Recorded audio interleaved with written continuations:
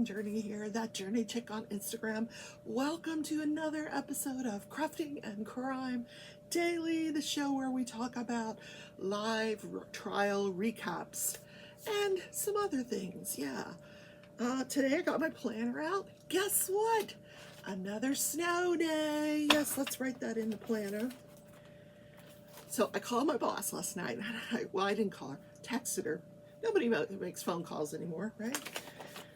I said, any chance I could take tomorrow off? Because it snowed all day yesterday and it's supposed to snow all overnight last night, which I don't think it turned out not to be as bad as it was, what we thought it was going to be. The kittens are on the run. And so I said, any chance I can take tomorrow, work from home? She's like, oh yeah, go ahead. Because she was on my way home from work today. It was pretty treacherous. So I said, good. So she is actually the only person in the office today. She's a trooper. Okay. So working from home, but I do have work to do.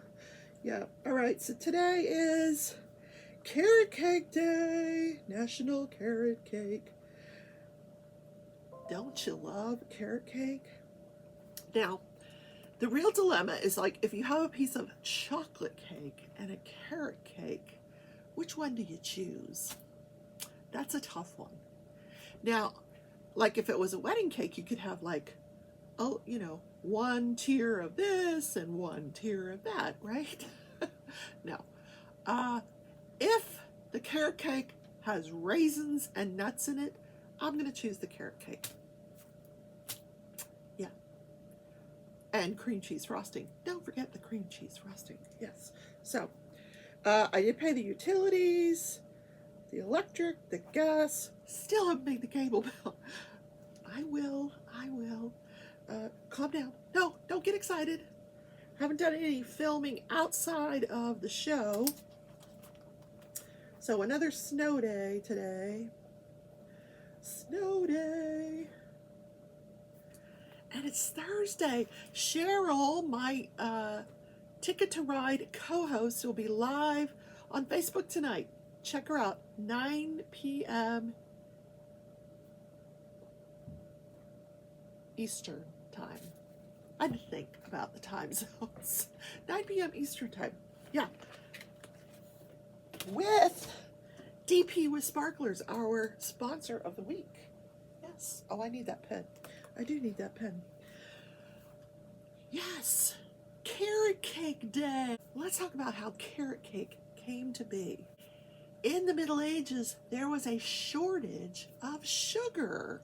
So carrots have a sweetness to them. So they added carrots to their cake. And we have carrot cake. Or it could have come from a variation of carrot pudding. But what a great way to get your sweetness and your veggies all in one serving. There you go. And I do love carrots. I really do. I like roasting my carrots, I'll toss them in some garlic and olive oil and then roast them in the oven. Oh, delicious. So let's talk about Crafting and Crime Daily. The case of Travis Reinking for the Waffle House murders. So the prosecution has one last witness, the lead investigator. So the lead investigator takes a stand, and this is where I think the prosecution makes a big mistake, a big misstep on their part. So he goes through how that Sunday, April 22nd, he's called out to the scene. He was the on-call detective of the homicide division. He gets called out to become the lead investigator. He sees the two bodies outside the Waffle House. By this time, they know that this vehicle is one that he got out of the Chevy Silverado that's sitting there. So he's in agreement that they should call the bomb squad. The bomb squad goes through the car. They get an address off of a couple of paychecks that they find in the car, in the truck. So he goes over to that address. It's an apartment. He gains entry. There's no one there. Travis is not there. He's already fled. And he finds a tower computer, 2 laptops, a GoPro camera, a tablet, 2 rifles in the closet, all kinds of ammunition, and a whole bunch of notebooks with Travis's writings on them. He also finds a safe. Now, he's asked what's in the safe. Oh, just, a key fob. That's all I can remember. That's all he could remember was in the safe. Pay attention. This is going to come back into play. So the prosecution has him slowly walk through. They bring out the rifles one by one in the big boxes. Can you open it? Can you show it to the jury? And I have pictures. I'll show you both the other rifles that were found in the home. He shows them very quickly, puts them back.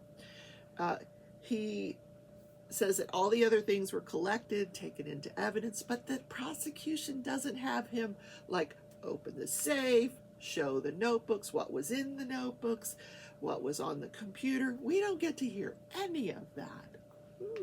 Why not? I want to know what was in those notebooks. We don't know. So on cross-examination, he also had several cell phones, and we find out he was a crane operator. His father owned a crane operator business. So he had jobs all over the place, but he had just recently moved to Nashville, and he had just recently lost his job. So anyway, on cross-examination, the lead investigator is asked, we'd like you to see that safe. So they bring out the safe, he take it out of the evidence bag, and he says, could you open that up, please? He opens it up. Could you tell us what's in there? Objection, blah, blah, blah, blah, blah. So, sidebar, white noise. Then we come back, and he gets to go through the safe.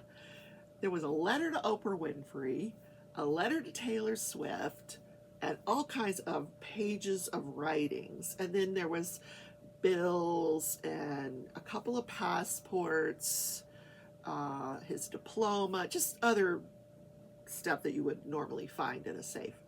But all these other things. And they're like, can you read that letter to Oprah Winfrey? Objection! Sidebar, blah, blah, blah, blah, blah, white noise, come back. He reads the letter to Oprah Winfrey. And it's a long letter, and he reads every bit of it. So interesting. He was writing to Oprah to plead for help. Taylor Swift is stalking him. So he goes through this whole story about how he met her at a concert. She said hello to him while she was on the stage. They started a conversation after the concert. They started conversing on the computer back and forth. It was very romantic at first, and then it turned into her stalking him. And he writes all this to Oprah. He says, I know you're very empathetic, and, if you think this would be better for Maury, let me know. That was funny. So a 5-page letter outlining his whole Taylor Swift thing. The defense attorney never has him read the Taylor Swift letter, but this Oprah Winfrey letter was pretty interesting. Then the prosecution tries to rehabilitate their witness.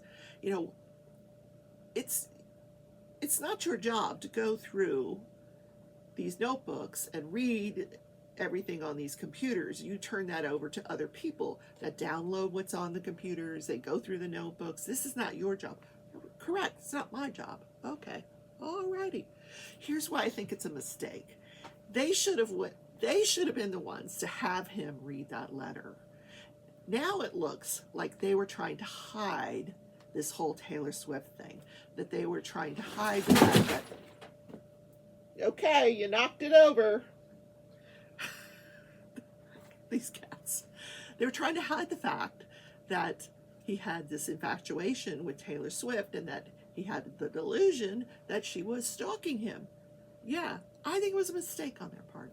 After that, the prosecution rests. At this point, the jury is allowed to go to lunch, and it's quite a long lunch because at the end of every prosecution's case in chief, the defense will argue that the prosecution has not made their case, and it will ask for a directed verdict in favor of their client. And like I said, I've said this before, this never works. And we know there's clearly, in this case, sufficient evidence to support a conviction for felony murder and premeditated murder. I don't know if they proved the premeditation, but they certainly proved the murder. There wasn't much to it. It's all on film. It's there. So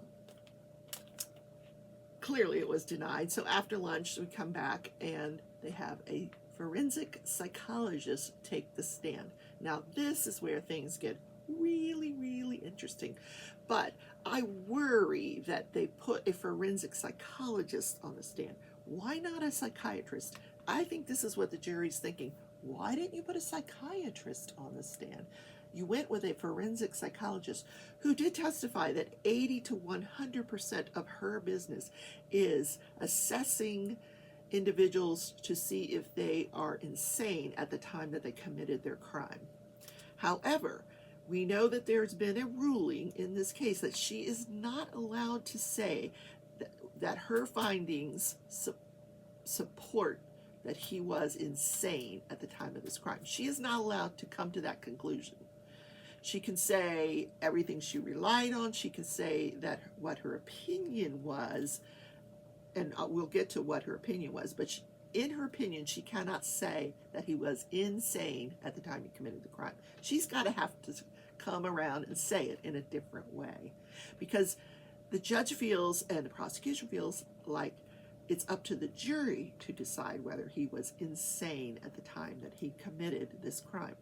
So she goes through everything that she has reviewed in support of her final opinion, which includes some phone calls that were recorded. She saw all of the videotape. She's the surveillance of the shooting. She talked to his parents. She's talked to him. She spent a total of 6 hours with him over 3 days, which is a pretty good amount of time. And then based on everything she reviews, she kind of tells this story of what happened.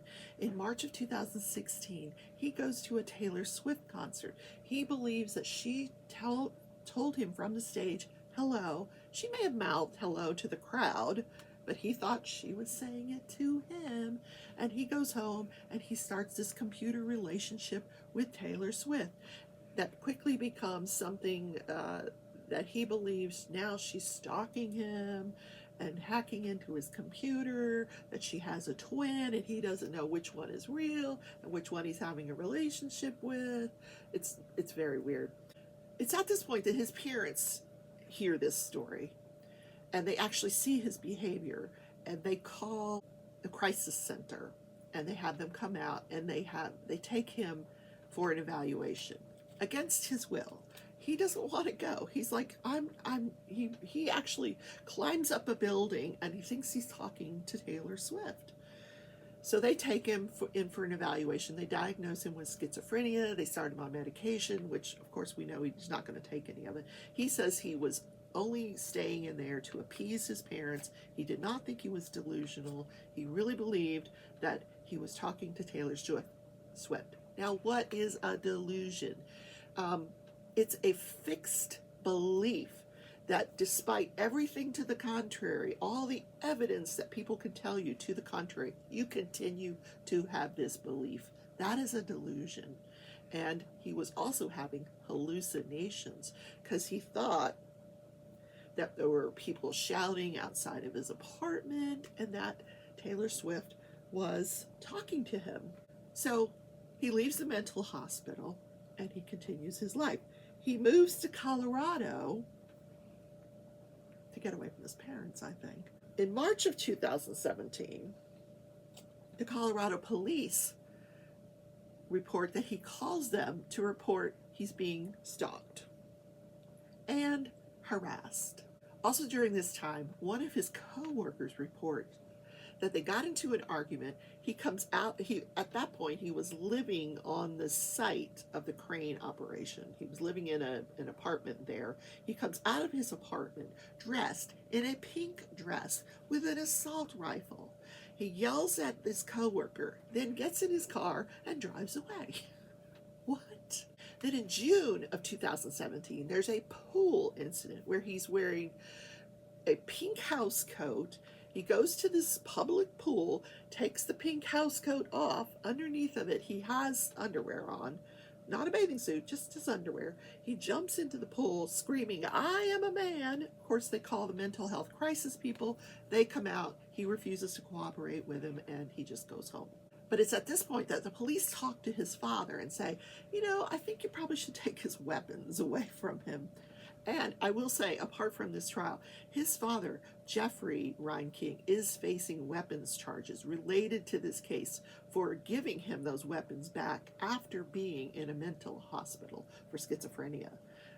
He's in big trouble for giving those weapons back to him. Then, 3 weeks after the pool incident, July of 2017, Travis Reinking drives to the White House, where he goes to the pedestrian gate. He tells them he is a U.S. national. He is there to see the president and inspect the grounds of the White House.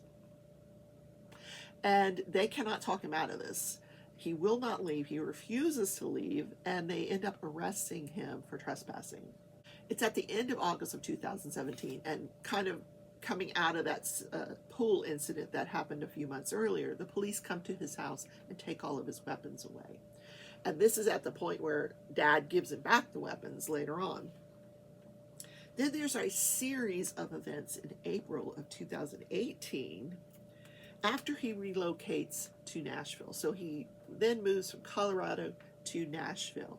One of the incidents, after he takes his computer to be repaired at this computer shop, he gets it back, he calls them. Somehow they have a recording of this phone call that the psychologist has actually listened to. We don't get to hear it, at least not yet. And he is accusing the computer shop owner of hacking his computer. And when the guy refuses to believe him, he gets angry and tells him, "You should go kill yourself. You should jump off a bridge and just kill yourself." That's scary.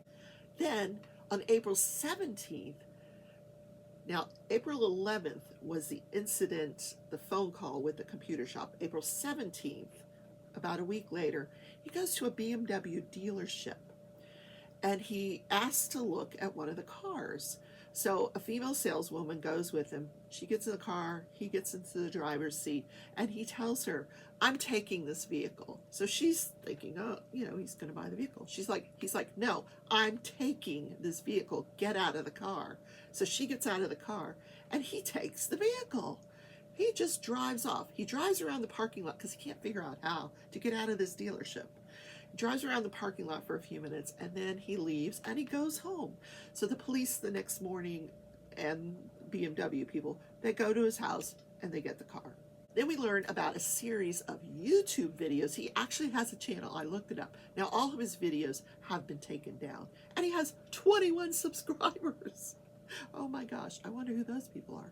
Anyway, on this channel, he's telling people that he's being harassed. He shows people that he's sleeping on the floor with, just a blanket, a pillow, and an assault rifle to protect himself, that he's got the door barricaded. He shows people that he's got the door barricaded so people cannot come in and get him.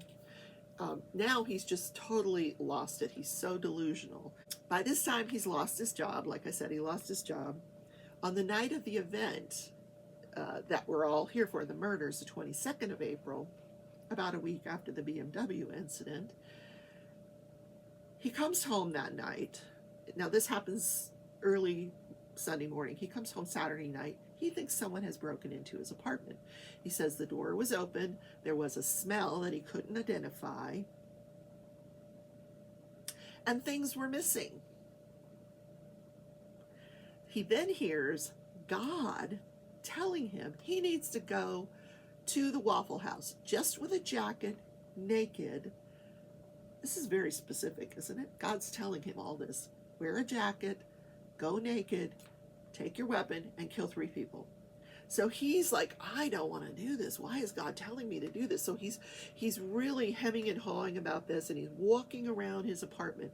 He believes that the government has bugged his apartment. So as he's walking around, he's telling them what God has told him to do, to go to the Waffle House, dress in a jacket, naked, and kill 3 people. Thinking that, oh, they're going to hear this. They'll clear out of the Waffle House. By the time I get there, it'll be dark and closed because, they'll believe me. So he gets in his Chevy Silverado, goes to the Waffle House, and lights are on and everybody's in there. So he's very disappointed. And he's like, why didn't they believe me? I know they heard me. What? Now they're taunting me. They're taunting me. But he's still sitting in his vehicle and he's hemming and hawing like, God, show me a sign that you really want me to do this. And all of a sudden, there were a couple of signs. Somebody pulls in with their hazard lights on. He thinks this is a sign from God that he should do this. Then he sees somebody that gets out of their car with a hat that has the number 3 on it. And for some reason, the psychologist says he's obsessed with this number 3. So he thinks this is another sign that he should go in and commit this crime. So he does. So after she has reviewed all this material, she has this background information, her opinion is that at the time he committed these crimes, he did not know that what he was doing was wrong.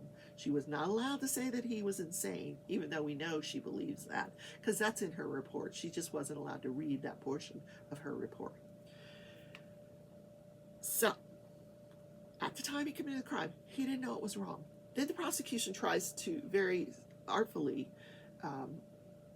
cross-examine her.